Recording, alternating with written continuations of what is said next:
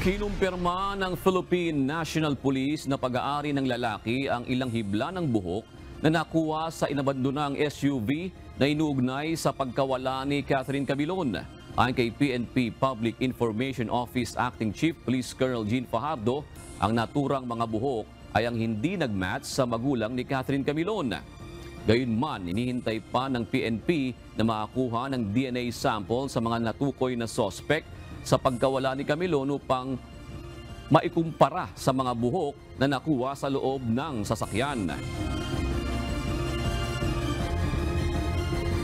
We can confirm na aside doon sa mga hair strands na nagmatch po doon sa DNA profile po ng magulang po ni Catherine, ay meron pa pong ibang hair strands doon na nagmamatch sa isang male po. But as to the owner of those hair strands po, we need po kasi ng DNA samples din. Katulad ng ginawa po natin sa magulang po ni Miss Catherine, kinuhanan po sila ng DNA at yun po yung i-compare po natin doon sa mga hair strands. So kailangan natin ng specimen to compare those different hair strands na hindi po kay Catherine po.